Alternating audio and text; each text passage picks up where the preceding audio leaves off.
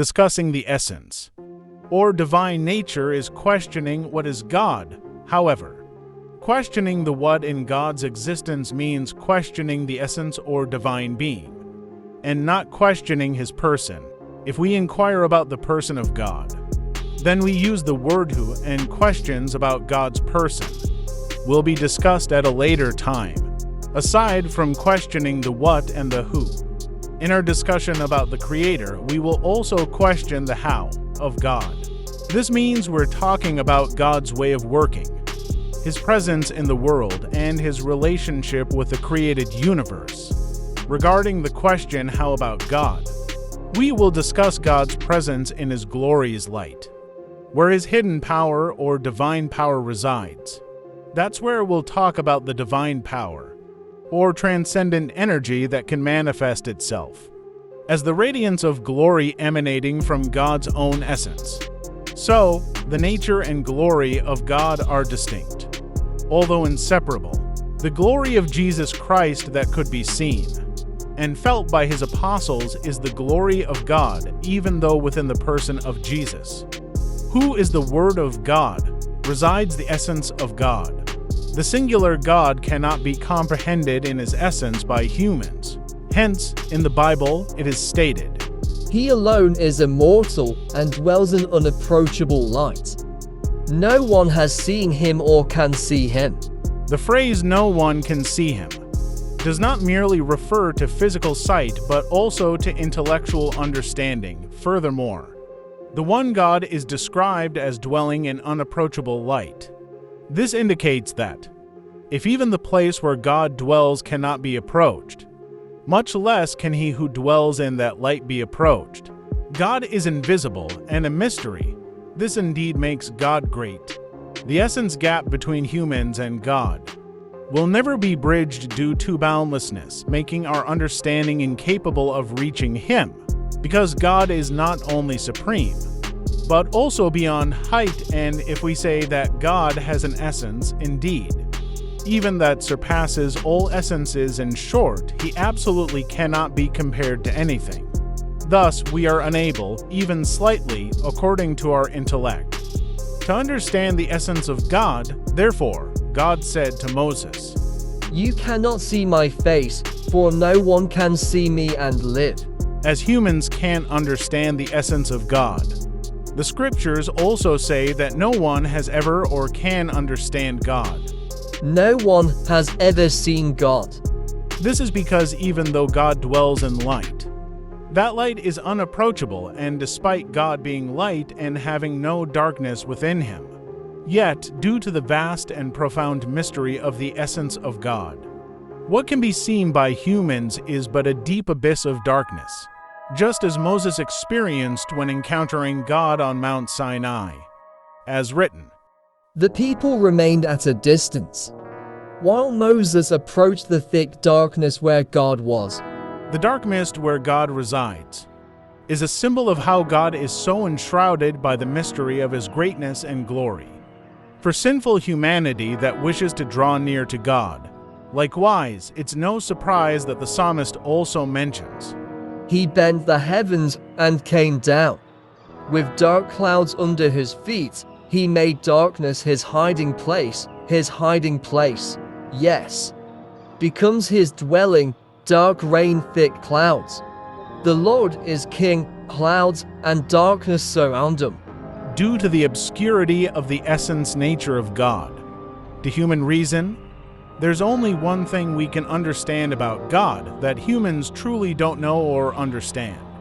Anything about the condition of God's essence nature. The essence of God, which is the kingdom of God itself, can only be understood by God alone, along with his eternal word and his eternal spirit, which are inseparably united within his singular being. In the essence nature of God, which is one and beyond human comprehension, resides the God who exists in complete silence. Absolute love, supreme holiness, brilliant radiance, full happiness, purity without blemish, perfect wholeness, from eternal eternity to everlasting eternity. Because God is incomprehensible, it is fitting for humans to acknowledge that God cannot be imagined or depicted in any way. as he cannot be reached by the mind, as stated in the Bible. Oh, the depth of the riches and wisdom and knowledge of God! How unsearchable are his judgments and inscrutable his ways! According to the Bible verses we have discussed, Christian faith teaches that the essence or nature, being of God, as mentioned earlier, cannot be understood or seen by humans. This means not just physically, but also intellectually, spiritually, and emotionally. This supernatural reality is further emphasized by the Bible as follows: to the King of ages, immortal, invisible, the only God, be honor and glory forever and ever. The one eternal King of all ages, the invisible God, also cannot be comprehended by the angels in heaven in his essence, though God has no darkness in himself, for he is light, due to being unapproachable by creatures, both humans and angels. The God who is light becomes darkness to his creatures. Two creatures, humans as well as angels. The divine light becomes a blinding light and a blinding darkness. An unusual combination of words indeed. But that's the state of God. This is evident from the event at Mount Sinai. When Moses approached God, God revealed himself in light and in a radiant light, yet when Moses ascended to encounter God's presence, darkness was what he entered, as shown in the following verses. Then Moses brought the people out of the camp to meet God, and they took their stand at the foot of the mountain. Mount Sinai was wrapped in smoke, because the Lord descended on it in fire. The smoke billowed up from it like smoke from a furnace, and the whole mountain trembled violently. The sound of the trumpet grew louder and louder. Then Moses spoke, and the voice of God answered him in thunder. The Lord descended to the top of Mount Sinai and called Moses to the top of the mountain. Moses entered the midst of the cloud as he went up on the mountain.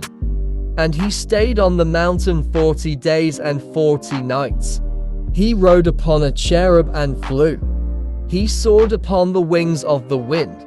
He made darkness his hiding place, his canopy around him. Dark rain clouds of the sky. According to the old verses, the luminous God hides within darkness, within mystery. His own self that cannot be penetrated by creatures, portrayed as dark clouds, darkness, obscurity. This is what the following verse means: no one comprehends what is in the mind of the Lord.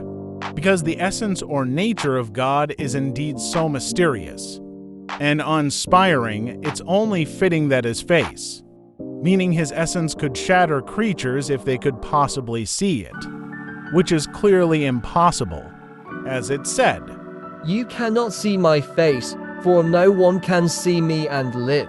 Indeed, God is a mystery, a secret that cannot be unraveled by human intellect, thus, in his decisions and his ways. He is unsearchable and inscrutable. Oh, the depth of the riches and wisdom and knowledge of God!